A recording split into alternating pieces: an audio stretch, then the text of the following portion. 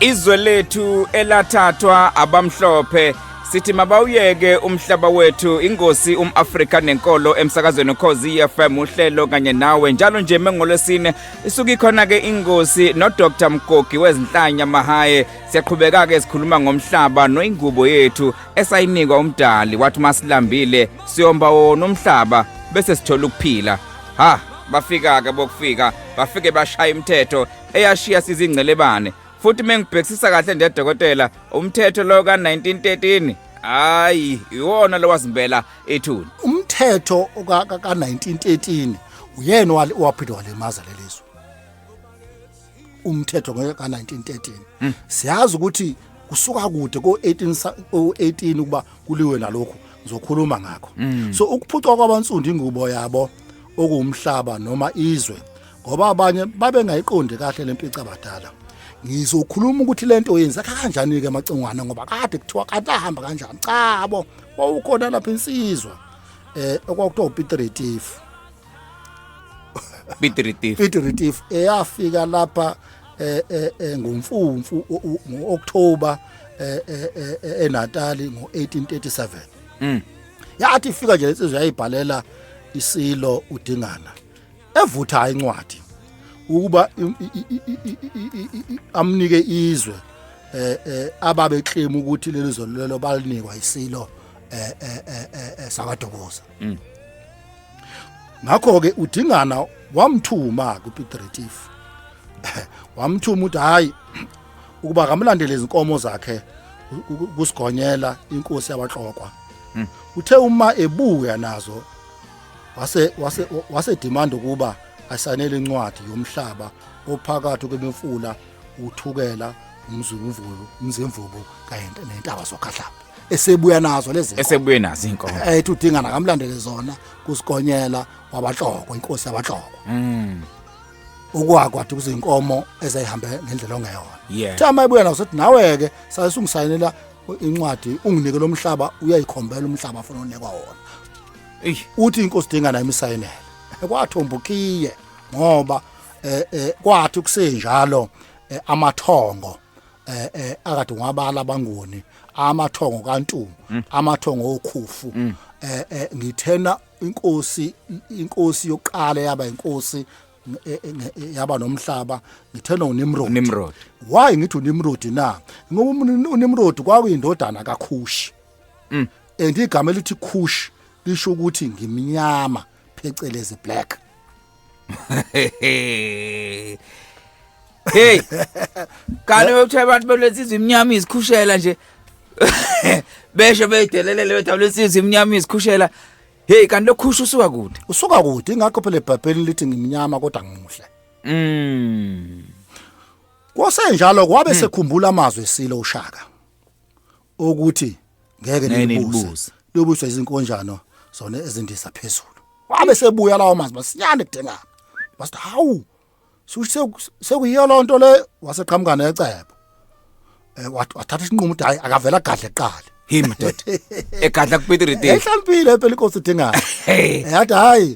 hayi ngeke abuya lamazwi thawu sebefuna ulithatha ngempela madoda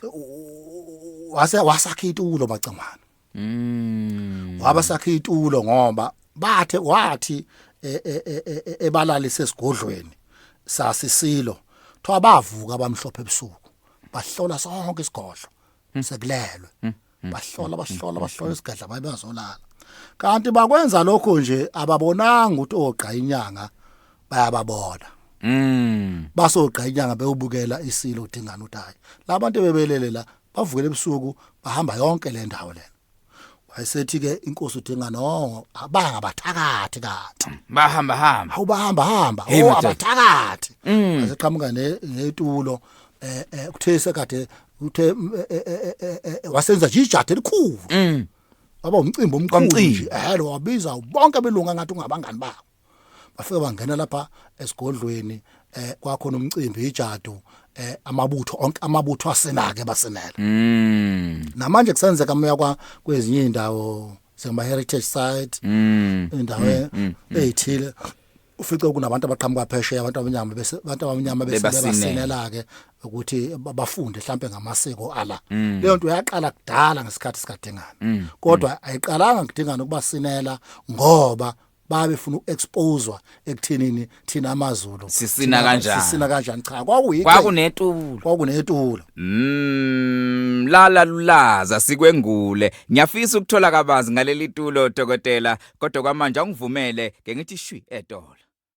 Ingosi Afrika nenkolo iyaqhubeka kanti ngaphambi kokuba ke siye etolo dokotela ukhulume ngetulo isilo udingane owayephezkwalo ngithanda sememeze sethi sebephakathi abathakathi kwathi sekuphakathi kwelokungana kwejado kwezakala ingonyama udingana imemeza ithi sebephakathi abathakathi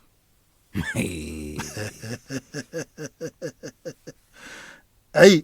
wasekugile kumhlola ke lapho ke wafa lapho ke uPeter Retief wafa lapho ku Peter Retief uMabuthaka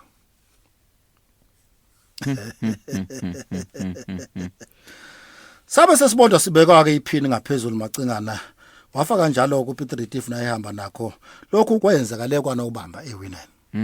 lwasuka njalo ukudungunyane lolu ukuzibena namhlanje lasuka lapho ukudungunyane lwasuka udungunyane lomhlaba amacingwane ngoba khumbula sengishithi kwakubanga umuntu umhlaba ababe ufuna kwasuka lapho udungunyane lomhlaba ngoba kwabe sekufika uAndries Pretorius wafika ke yena ehamba namabutho akhe ayakhwe abantu abangamakhulu amane namashumi ayisikhombisa 470 wamabutho afika nayo lapha kwaZulu ayiyabambana ke umhla ka16 kuDisemba 1838 kwaba impi yenkosi lapho ke impi kaDingane yanqotshwa khona ibambana lapha eNcome siyazi udaba laseNcome ngeke ngihlale kulo kakhulu lapho khona kwaba khona impi phakathi kwaMabhunu noZulu isuka lapha emhlabeni engikhulume ngawo waye udemand Peter Retief ufaka phakathi wonke uthukela nokhahlamba njalo ukukhahlamba lukhulu kangakana nokhahlamba uma uthi nje ukhahlamba licishe unqamula kuma province azabe u4 ukhahlamba lulodwa nje ukhahlamba yabo so ke afake uyahlulwa ke lapha eKadingana ngemva kwaleyo mpi kwaseqhamuka omunye umuntu wayenobuhlakani uBhongoza kaMemfu wakwaNgcobo uBhongoza kaMemfu wakwaNgcobo owaqhamuka neqhinga watshela amaBhunu ukuthi abasekho abantu iningi labo lifile abanye babelekile inkomo isele zodwa khumbula ukuthi wayeseqhamuka neqhinga kulelo qhinga lelo wayefaka nje induna ezimbili ezidume kakhulu induna uNzobo nonduna uNdlela uNdlela kaSompisi wabe sebaholela ophathe ngalelo tulo ayelakhe nezinduna wawahola uBhongoza amaBhunu wafaka emhosheni okuthiwa ophathe lesitshe sithi ngiholela ophathe nje sisuka lapha okwathi uma esegcwele kuwo umhosha wavele waduka wasememeza esixukini wabe sememeza sengena esixukini samabutho akwaZulu wathi sebephakathi ngoba sebephakathi abona ukuthi sebephakathi ngaleso senzo kwaba sekudaleka isaga esithi ungiholela ophathe abulawa ke nqaba yamabhono lapho ke amanye ke akwazi ukubaleka agcina ngabulawanga but emva kwalokho babe sebakha iRepublic yaseNatal nenhloko dolobha yabo ababehlonipha ngayo uPeter Retief noGerrit Maritz sebenqobile ke sebewuthathe lomhlaba ukhumbule phela ukuthi emva kwalokho ibona babesebebeka inkosi uMpande ukuthi ibusa ngakho idolobha nje lethithwa Piet Retief lisho uPiet Retief bese ngishilo ukuthi waqhamuka kanjani wademandani wafa kanjani no Gert Maritz ngakho kuthiwa Pietermaritzburg so but indawo yasePietermaritzburg yona yakwenda endaweni yakwaMacebisa inkosazana kaMadzikane kaKhalmeshe eMaritzburg Maritzburg indawo kaMacebisa leyo hayi dokotela ngeke siyafunda sithola umlando ukuthi kanti idolobha iPiet Retief laqanjwa kanjani sithola umlando ukuthi idolobha iPietermaritzburg yona yaqanjwa kanjani nokuthi kwakuyindawo kabani yona iMaritzburg madoda umAfrika nenkolo umtapo olwazi mawufuna ukwazi umlando wezwe lakithi neAfrika nje yonke sihlangabeze futhi nangelizayo ngoba siyafuna ukuzwa ukuthi iSilo uMpande sayithatha kanjani intambo zombuso nokuthi kwenzakalani ngo1882 kodwa ingoma kaBrenda Mtambo ilokhu isho njalo ithi mabawuyeke umhlaba wethu.